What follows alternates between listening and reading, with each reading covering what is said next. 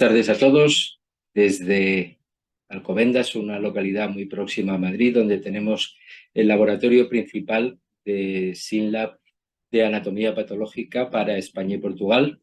Mi nombre es José Antonio López García Asenjo y soy el director de anatomía patológica del grupo SYNLAB para Iberia. Únicamente aclararles que soy anatomopatólogo de formación y no tengo ninguna formación específica en informática ni en ninguna otra categoría o disciplina diferente. El título que se me ha ofrecido para desarrollar es De la hematoxilina eosina a la inteligencia artificial, amenaza u oportunidad, y voy a intentar expresarles mi punto de vista y la experiencia que hemos podido practicar durante un tiempo con alguna de estas herramientas de inteligencia artificial.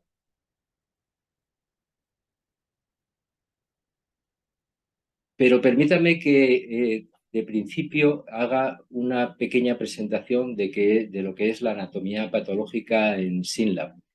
SYNLAB en el área de anatomía patológica es el grupo de patólogos más numeroso que hay en Europa. Somos más de 200 patólogos localizados en 40 laboratorios que se distribuyen en distintos países de Europa y también en África, en Nigeria y en Colombia, con los que próximamente espero podamos establecer una gran colaboración.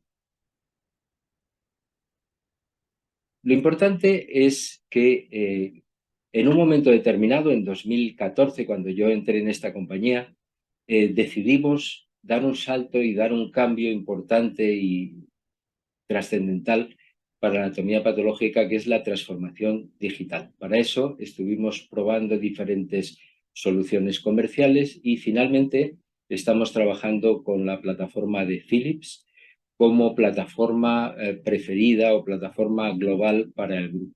Ahora mismo tenemos digitalización total en Madrid y en Pozuelo en España, en Oporto en Portugal, en UK.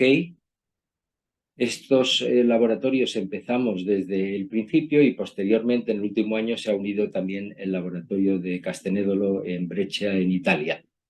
En 2023 se van a unir Francia y Suiza y creemos que en los próximos tiempos, en los próximos años, contaremos también con otros laboratorios ya digitalizados en Alemania, en Bélgica, en Colombia, en Estonia, en Finlandia, en Suecia. ¿Por qué decidimos hacer esta transformación a la patología digital y introducirnos en la inteligencia artificial? En primer lugar, les voy a explicar el cómo. ¿Cómo hicimos el cambio a la patología digital?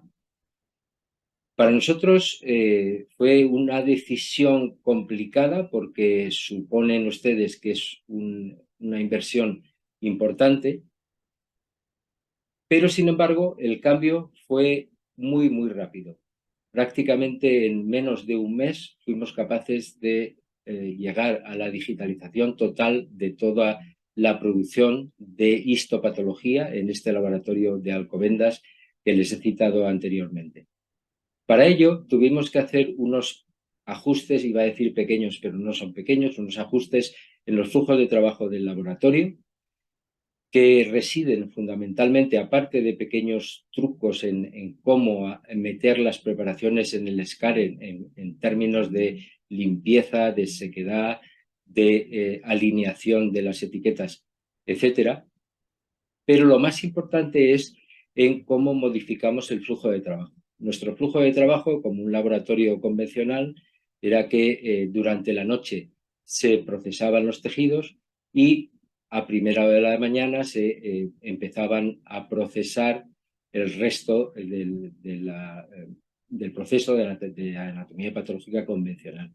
Esto lo fuimos cambiando, ¿por qué? Porque el escáner es un cuello de botella. El escáner necesita un tiempo de digitalización de cada slide y, por tanto, eso va a llevar un tiempo que a veces es importante cuando el escáner se carga en su totalidad, para poder volver a cargarlo otra vez. Por esta razón, nosotros lo que hicimos fue establecer 3 turnos de trabajo para los técnicos para ir metiendo en baches pequeños en los escáneres para no saturarlos y tenerlos trabajando todo el día.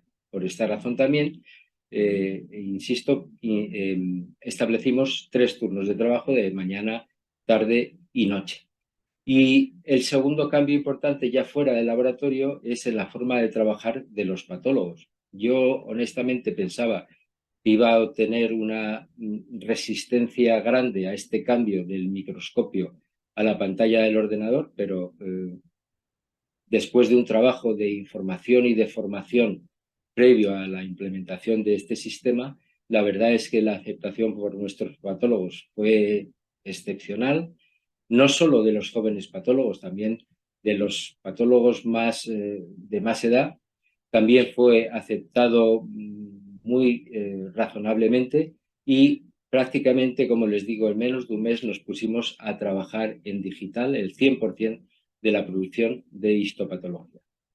¿Por qué decidimos este paso a digital? Porque nos ofrece en una organización como la nuestra muchas ventajas. Nosotros tenemos la producción muy centralizada, no 100% centralizada, pero muy centralizada.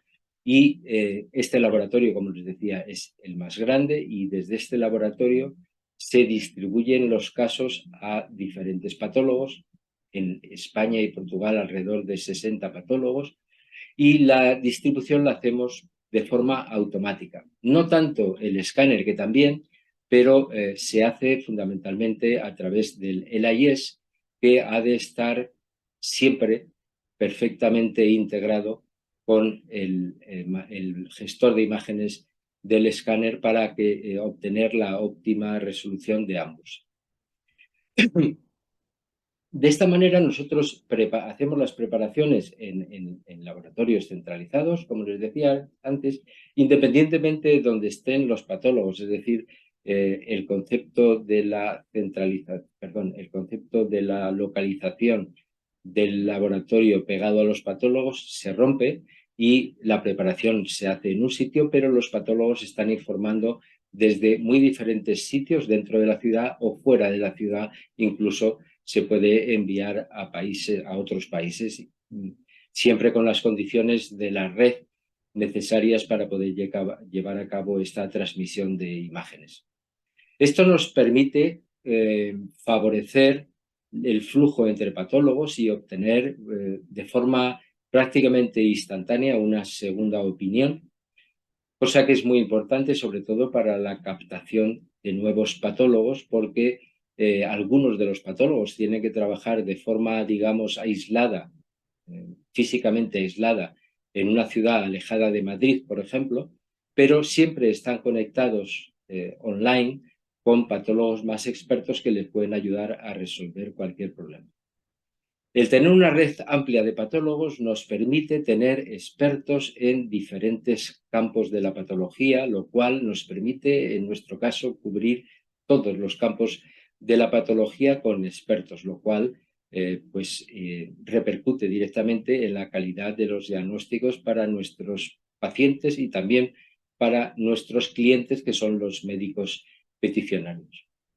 Y por último, pero no menos importante, es que es la única puerta, la digitalización de los slides es la única puerta para entrar en el campo inmenso de la inteligencia artificial. ¿Cómo funciona la inteligencia artificial? No se asusten, que no voy a detallar exactamente cómo funciona, sino para qué la usamos. Y dentro de la anatomía patológica se usa tanto en la anatomía patológica quirúrgica como en la citología, también en relación con la patología molecular y, como mi compañero Fernando habrá explicado, también en la patología clínica. Hay diferentes sistemas de clasificación y de abordar la clasificación o la valoración automática de las preparaciones, que voy a explicarles a posteriori. Hay muchas más referencias en este momento ya, pero hay unas referencias muy importantes que hacen mención a estos cambios en la inteligencia artificial, cómo se producen y qué sistema utilizan. Por ejemplo, el artículo de 2017 de Eteshami, centrado en el cáncer de mama y utilizando una variedad de algoritmos y de deep learning, es capaz de decir y de aportar que el diagnóstico automático fue incluso superior en seguridad a un grupo de patólogos que participaron en este estudio en concreto. En general, lo que se deduce de la gran mayoría de los artículos que hay disponibles es que, como poco, la interpretación digital no es inferior a la interpretación humana. Pero esto tiene su truco y enseguida lo vamos a comentar. En esta diapositiva les quería mostrar un poco la evolución de la inteligencia artificial en patología. Como les he dicho antes, la única puerta de entrada para la inteligencia artificial es la patología digital y, por tanto, esto empieza con el comienzo de la patología digital.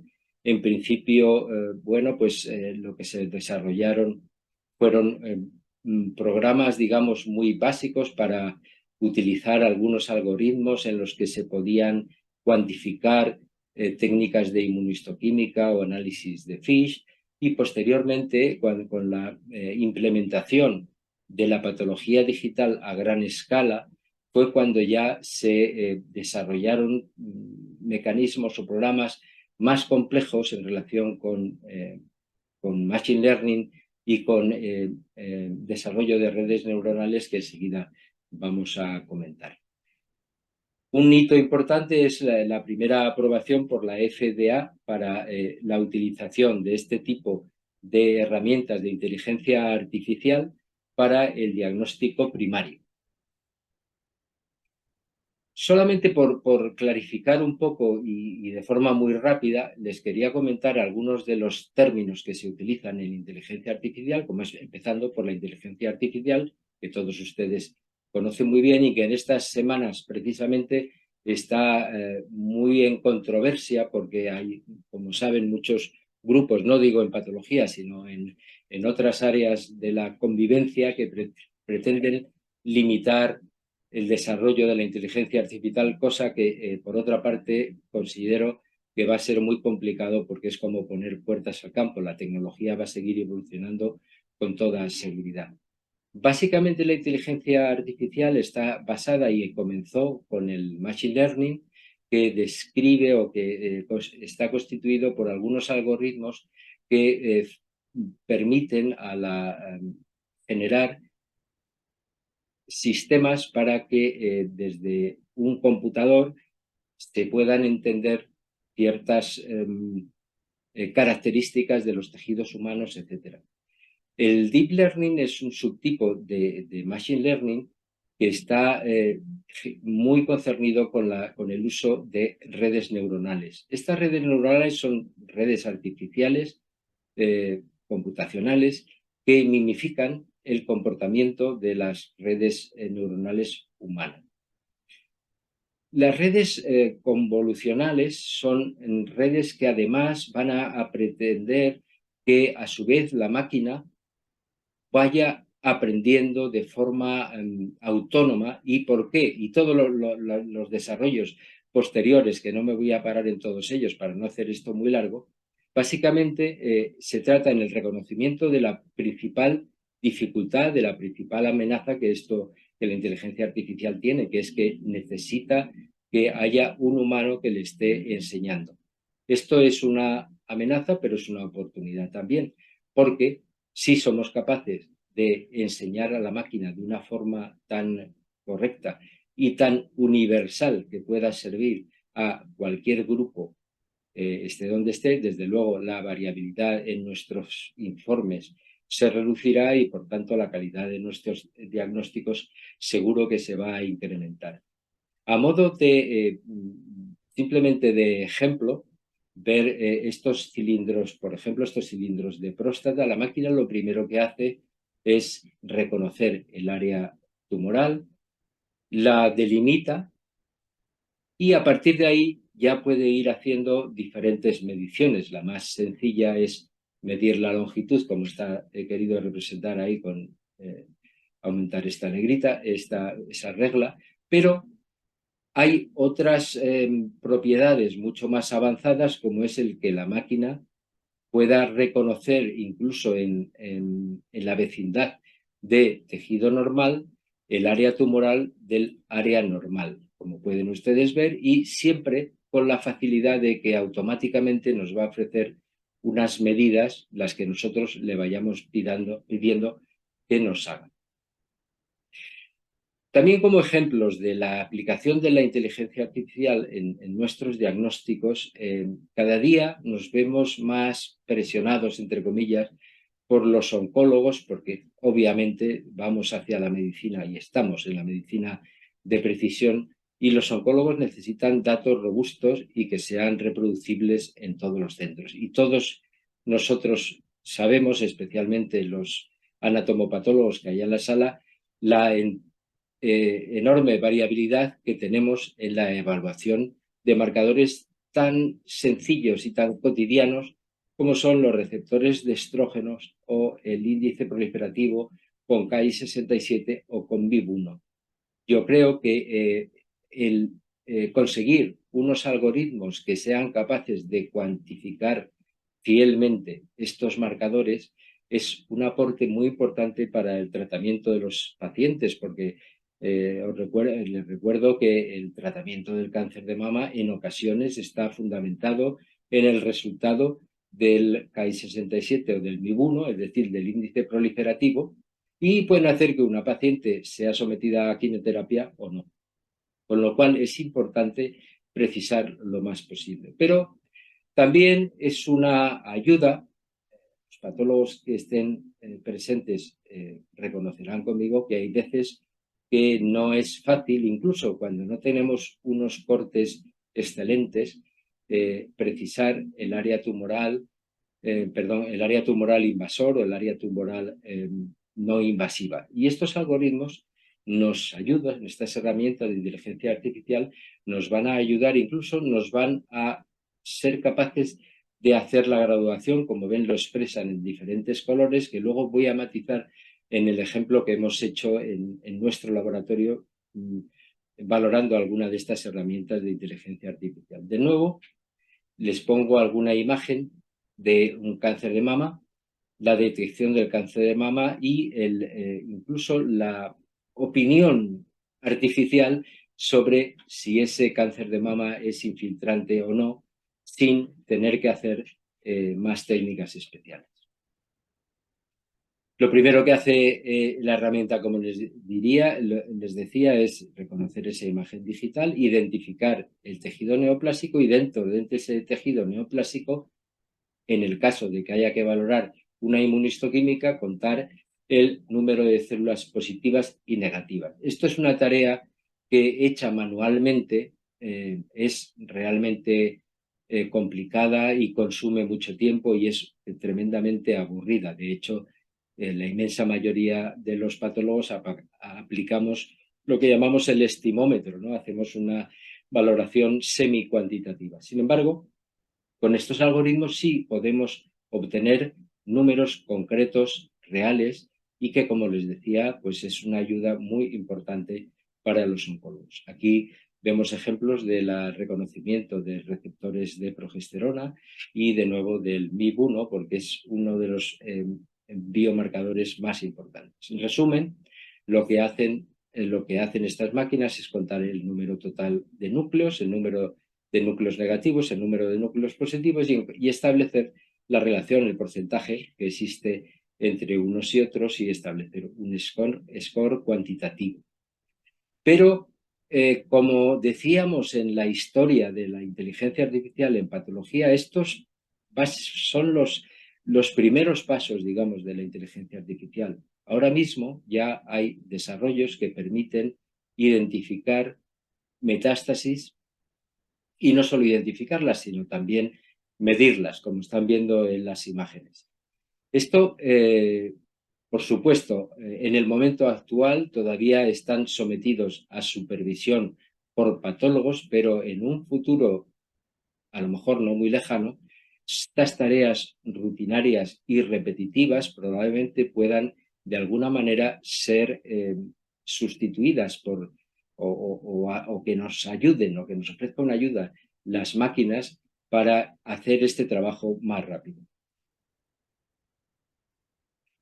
Otra tarea repetitiva y coincidirán conmigo que bastante aburrida es la identificación del Helicobacter pylori en las biopsias gástricas. Aquí tienen algún ejemplo de cómo las máquinas reconocen estos bacilos, en este caso con una tinción de Giemsa, pero en futuros desarrollos lo harán directamente desde la hematoxilina eosina, evitándonos un gasto importante, al menos en nuestro laboratorio de tinciones especiales. Otra oportunidad muy importante es integrar diferentes datos. En nuestro grupo en Italia, el profesor Gambacorta está desarrollando un sistema en el que es capaz de comparar los datos de la resonancia magnética con los datos que se ofrecen en mega slides, como ven en la fotografía, localizar perfectamente el tumor, y esto es de gran ayuda para los radioterapéuticas con las nuevas técnicas de radioterapia perfectamente localizada. De nuevo, imágenes enseñándonos cómo el sistema identifica las células tumorales que están infiltrando. Incluso es capaz de cuantificarnos este volumen de células tumorales que son infiltrantes frente al compartimento no infiltrante de los tumores. Muchas de estas aplicaciones todavía no tienen una utilidad clínica absoluta, pero sin duda ninguna se van a ir desarrollando y probablemente en el futuro la tengan.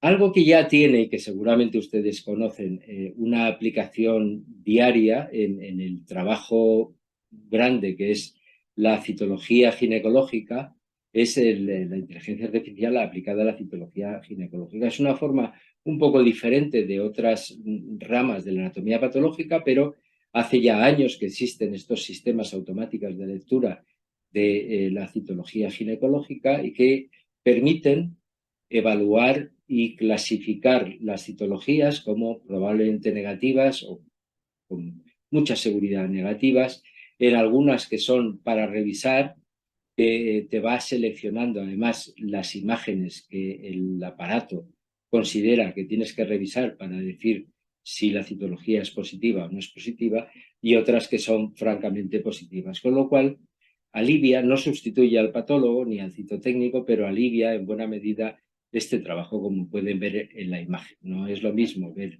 un área tumoral, una extensión grande de células frente a esta selección de imágenes que ofrecen estos sistemas, de los que, como saben ustedes, hay varios. Nos ayuda, por tanto, a mejorar nuestros diagnósticos. Otra cosa que es importante y que decía al comienzo de la charla, que es descentralización del screening, en estos momentos en los que no es fácil encontrar ni patólogos bien formados, con suficiente experiencia, ni citotécnicos tampoco, pues es una buena oportunidad ofrecer la posibilidad de que haya citotécnicos que estén trabajando desde su casa, por ejemplo, para ayudar en las sobrecargas del laboratorio, etc. Igual que en la histopatología, pues en la citología también permite la búsqueda de una segunda opinión, y además es un entrenamiento realmente muy sencillo. Por resumir un poco, antes de meternos en la explicación concreta de lo que hemos trabajado nosotros, decir algunas de las capacidades, de las nuevas capacidades diagnósticas de la inteligencia artificial, de las que existen varias referencias bibliográficas. Si ustedes tienen interés, las puedo mandar, pero es una retahíla tan grande que no he querido recargar mucho la diapositiva. Se ha descrito predicción de pronóstico en cáncer de mama y cáncer colorectal solo con los datos histológicos. Por otra parte, el análisis de los datos genéticos, incluso, como digo en el último punto, hay algunos modelos matemáticos que permiten predecir las mutaciones, yo lo he leído en EGFR, en ALK, en ROS, por la morfología pueden predecir el que va a existir mutación o translocación. Y datos muy importantes como es la integración de los hallazgos histomorfológicos con los hallazgos moleculares y con los datos oncológicos que nos permiten llegar a la conclusión de unos diagnósticos muy precisos y muy potentes, por tanto, para el patólogo.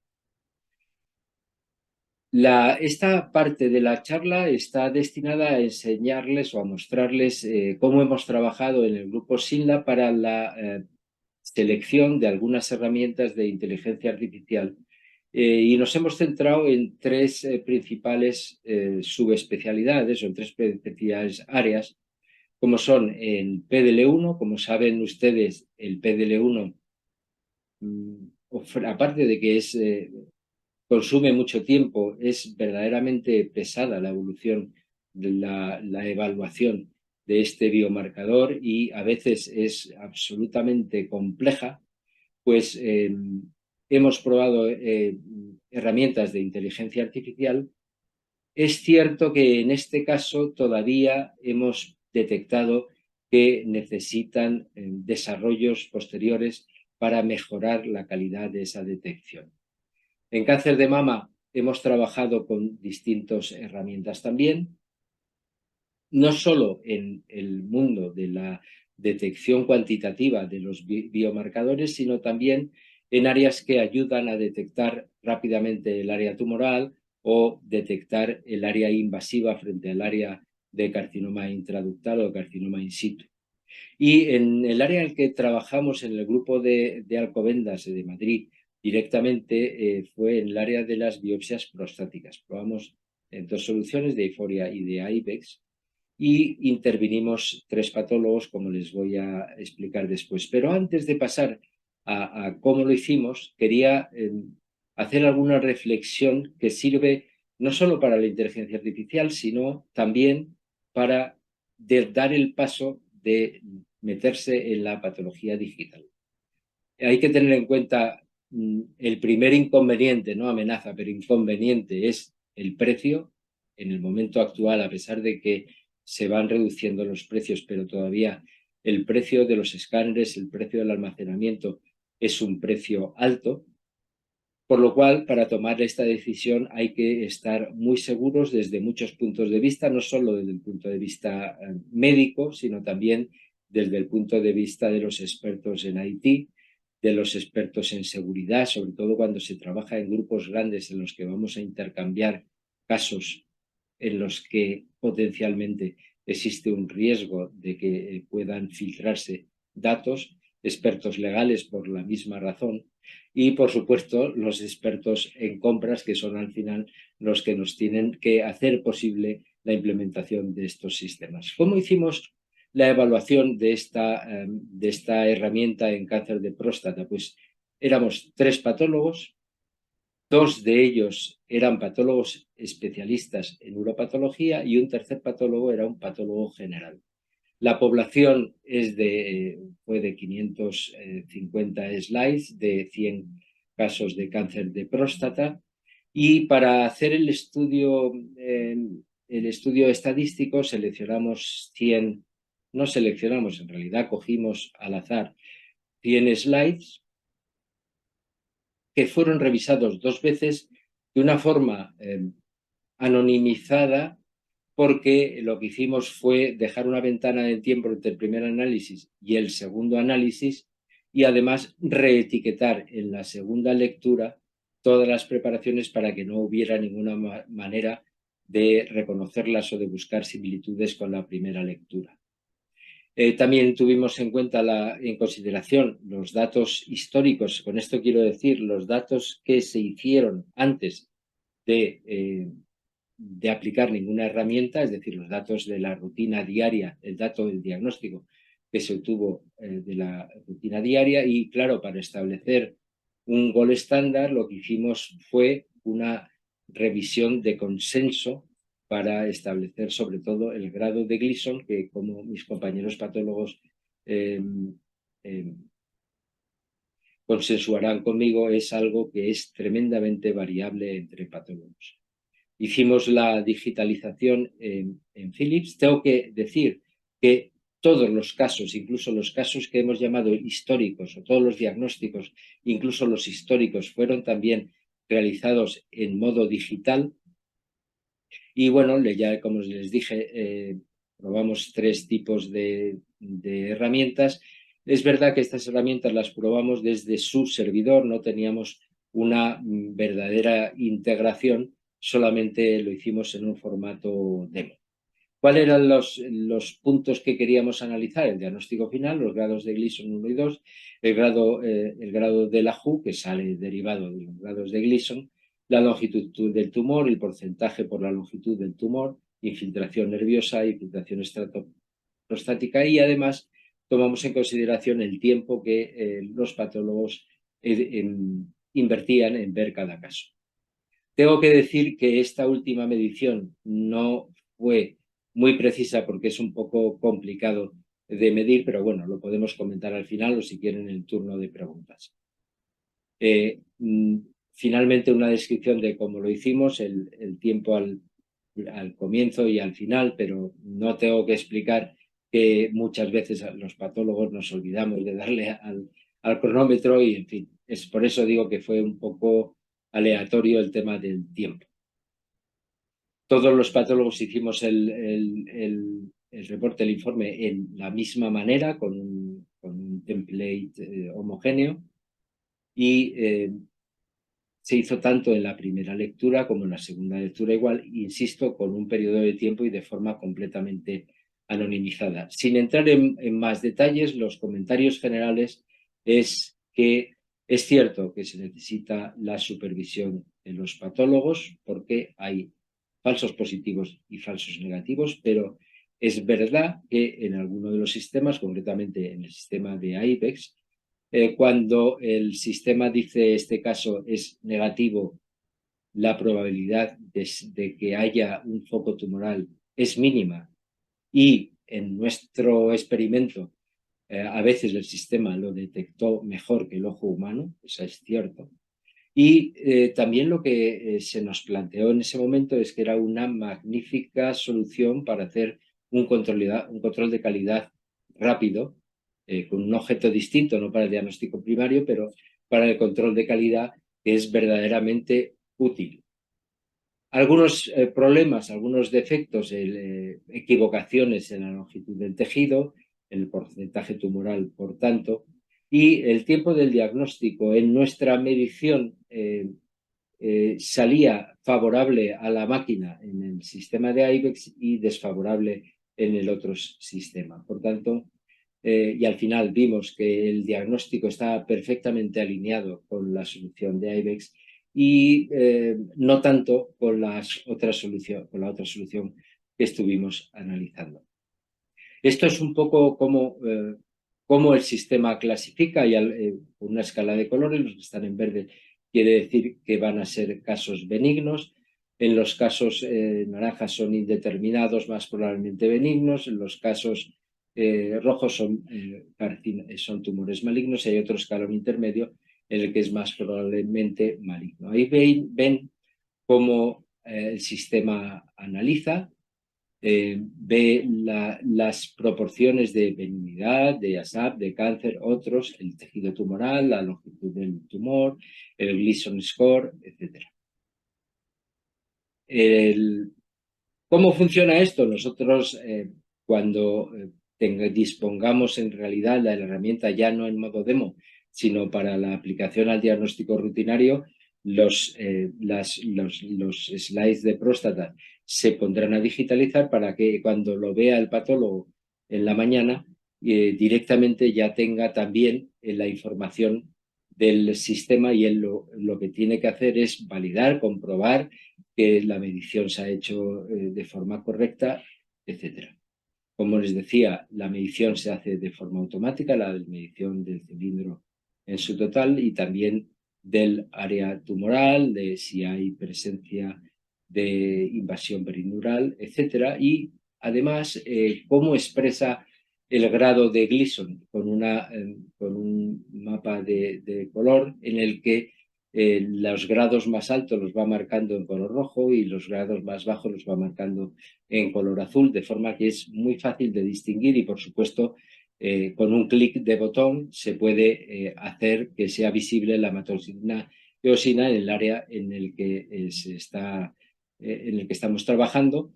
Y lo mismo digo de la medición automática del tumor y del tumor en relación con el tumor. Otro caso en el que se ve pues cómo el sistema con este mapa de colores pues nos indica las áreas tumorales y las áreas no tumorales, y las áreas tumorales además especificando los grados, etc. Al final, el reporte que nos aporta la máquina o el algoritmo, tenemos todos estos datos que nosotros podemos incorporar, incluso nosotros no lo hemos hecho, pero se puede incorporar directamente la información en forma de informe formal directamente desde la máquina, en caso de que todos los datos sean correctos. Toda la información que ofrece del número de cilindros afectados y el área de cilindro afectada, etc.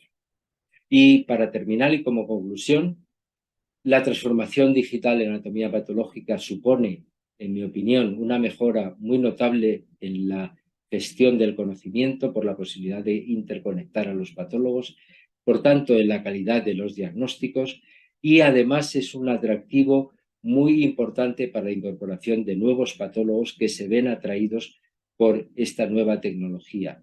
Además, es una oportunidad magnífica para relacionarse con otros especialistas en comités de tumores en los que se puede compartir las imágenes y enseñar a los oncólogos, a los cirujanos, si el borde está afecto, no está afecto, etc.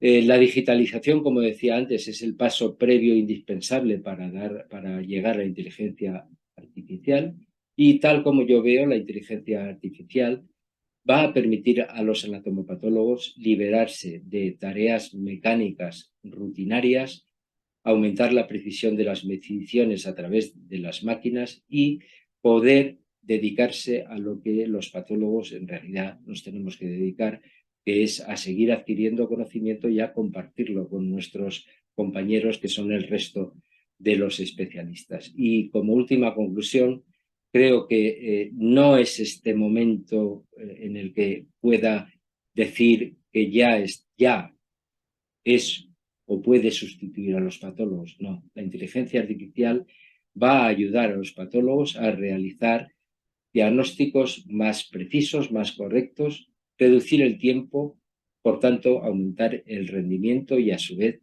la calidad de nuestros informes. Muchas gracias por su atención, y ahí tienen mi dirección de correo electrónico por si les surge alguna pregunta, alguna cuestión, o quieren mantener un contacto conmigo por lo que sea. Muchas gracias.